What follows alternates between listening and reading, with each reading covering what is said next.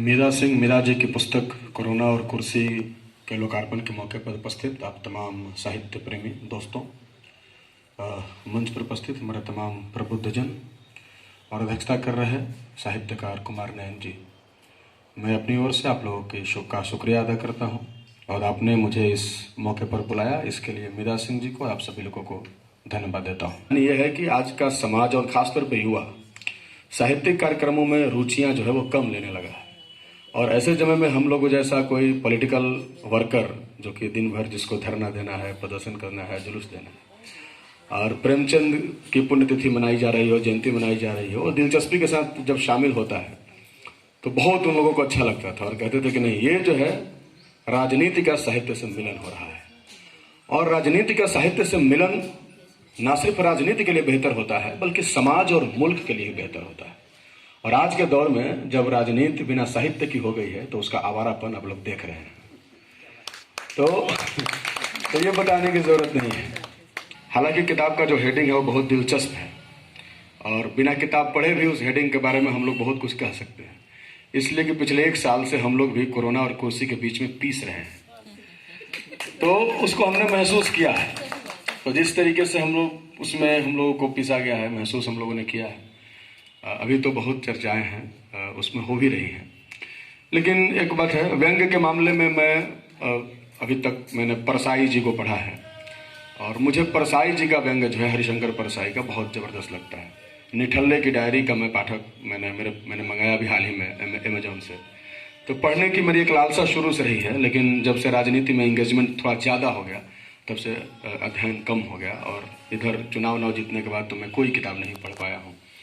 हालांकि मुझे बहुत दुख होता है जब मैं कुछ नहीं पढ़ पाता। वही कहना है कि डुमरांव जैसे शहर में आपने जो ये आयोजन किया ये बहुत बेहतरीन है और शानदार है और मेरी निजी दिलचस्पी इन कार्यक्रमों में है और आप जब भी इन कार्यक्रमों में खोजिएगा तो हम लोग रहेंगे निश्चित तौर पर, इसमें कोई उपाय नहीं है।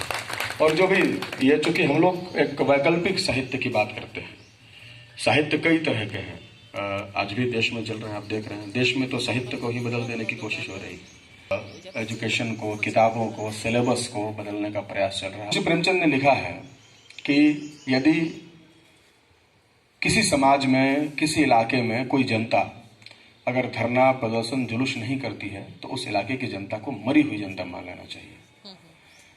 और आज जो है उस बात को, उस विचार को मुंशी प्रेमचंद को और उसकी पूरी स्पिरिट को जो है और मौजूदा संविधान को खत्म करने की कोशिश हो रही है। तो साहित्य हमेशा सत्ता से टकराता है और साहित्य के पास सत्ता से टकराने की बहुत ताकत है। तो हम तो लड़ाई सत्ता से लड़ रहे हैं, क्योंकि सत्ता जिस तरीके से निरंकुश होती जा रही है, निश्चित तौर पर साहित्य पर भी बहुत बड़ा खतरा बढ़ते जा रहा है। इसलिए साहित्य को और ज्यादा मजबूत करना होगा। इस तरीके की गोष्ठियों की डुमरांव में, बक्सर में और तमाम जगहों पर बहुत ही आवश्यकता है। हम और आप मिलकर, मुझे उम्मीद है कि आने वाले समय में इस साहित्य को हम लोग और समृद्ध करेंगे। इसी बात के साथ मैं अपनी बात को समाप्त करता हूँ। बहुत बहुत शुक्रिया। मेरी जिंदगी के साथ कुछ दिन कटे हैं तिखमे, कुछ दिन खुशी के साथ होता रहा मजाक मेरी जिंदगी के साथ। एक हादसा है यह कि मैं हूं किसी के साथ, मेरा दिल किसी के साथ। किस मुंह से कोई अदमाते आदम का नाम ले, जब आदमी फरेब करे आदमी के साथ। मैं सोचता हूं यह भी फरेबे खुलूस है, हंसकर के बात जब कोई करता किसी के साथ। समर्पित। अभी नैन भैया जी बैठे हुए हैं, उनकी 4 लाइनें। चूंकि आज माहौल बहुत बोलने का नहीं है और कम शब्द है, तो मैं चाहता हूं कि आंखों को मेरी धूप का सहरा कर दो, सब्ज आंखों को मेरी धूप का सहरा कर दो। चाहे जल जाऊं उजाला मगर गहरा कर दो। बजो तो इतनी जोरों से बजो ओ जुल्म की जंजीरों, बजो तो इतनी जोरों से बजो ओ जुल्म की जंजीरों, कि दुनिया सुने वरना मुझको भी बहरा कर दो। कुछ इसमें करेक्शन, चूंकि कोरोना नाकाम ही तो है दिल, ना उम्मीद तो नहीं, नाकाम ही तो है। लंबी है गम की शाम मगर शाम ही तो है। तो उन्हें याद करते हुए फैज आती है कविता उसे संबल लेती है। यहाँ पर हम हास्य और व्यंग्य की बात कर रहे हैं। तो हास्य व्यंग्य साहित्य की एक ऐसी विधा है जिसमें उपहास और मजाक के ही क्रम में आलोचनाओं का भी प्रभाव रहता है। हम अगर देखें तो व्यंग्य को एक हैं, काफी अच्छा लिखती हैं।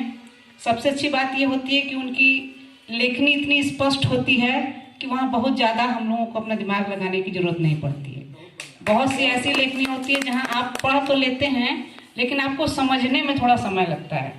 लेकिन इनकी जितनी भी कविताएं या लघु कथाएं मैं पढ़ पाती हूँ, ज्यादातर मैं किताब से तो इनसे परिचय है मेरा, चूंकि एक शिक्षक हूँ और वो भी हैं, तो वैसे परिचय है। इनकी ज्यादा कविताएं और लघु कथाएं मैं फेसबुक पे ही पढ़ पाती हूँ, तो काफी अच्छी लगती हैं।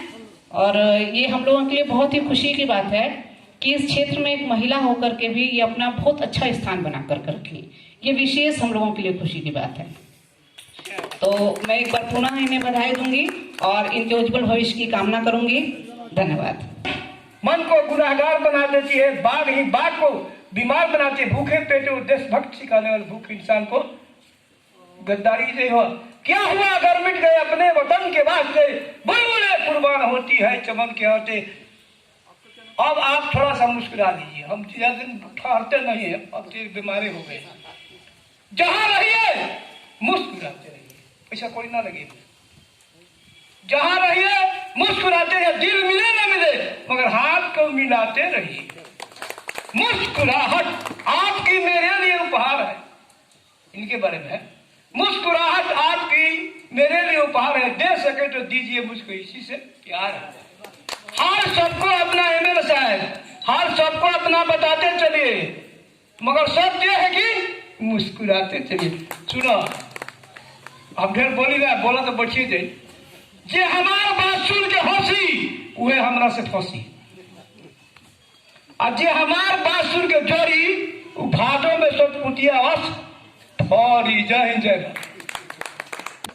आभार व्यक्त करता हूँ अपने बड़े भाई कुमार नयन जी का, उन्होंने मुझे आमंत्रित किया बोलने के लिए। डुमरांव धरती साहित्य संस्कृति के लिए बहुत ही प्रमुखता जानी जाती है। 3 दिन पहले आदरणीय दीदी मीरा जी ने हमको फोन किया कि डुमरांव में हमारे पुस्तक का विमोचन है, आपको आना है। कहा ठीक भाई, आ जाऊँगा वहाँ पर। और उनके निमंत्रण पर और आप लोग आशीर्वाद से मैं पहुँच गया। मंच पर विराजमान इस सभा के अध्यक्षता कर रही आदरणीय दीदी जी, आपको चरण प्रणाम। इस डुमरांव क्षेत्र के युवा विधायक कुशवाहा जी को प्रणाम। हमारे शेरदिल जी बहुत प्राण मित्र हैं, आपको प्रणाम। दीदी को प्रणाम है, और सारे बैठे हुए सभी ज्येष्ठ श्रेष्ठ मनुष्यों के चरण प्रणाम समर्पित है। मैं पुनः नए जी प्रणाम करता हूँ दोबारा। हमारे बड़े भाई हैं और साहित्य के ऊंचाई पर पहुंचे हुए हैं। आज से ठीक 1 महीना पहले इसी 13 जनवरी को पढ़ नहीं पाया, लेकिन जो सुना आपने बताया व्यंग रचना जिसे कहा है, ये ने भी पगलों ने भी, ये इनडायरेक्ट रूप से हृदय में चोट करती है। और जिस रचनाकार की रचना पाठक मन को छू ले, रचनाकार सफल हो जाता है। इसलिए मीरा जी भी सफल है, इसमें कोई दो मत नहीं है, न बनावटी बात है न मुद्दे की बात है। कुल मिलाकर 2 पुस्तक होता हम लोग सुविचार दिया हमको, आपने मुझे बुलाया। मैं पुनः अपने बड़े भाई कुमार नयन जी को और तमाम मंचासीन सहित सामने बैठे हुए तमाम अपने बुजुर्गों को, श्रेष्ठ मनुष्यों के जोड़ प्रणाम करते अपने बड़ी विराम देते। चूंकि समय का तकाजा है, कम बोलने के लिए धन्यवाद। बहुत देर से हमारे बीच आ गए हैं बक्सर से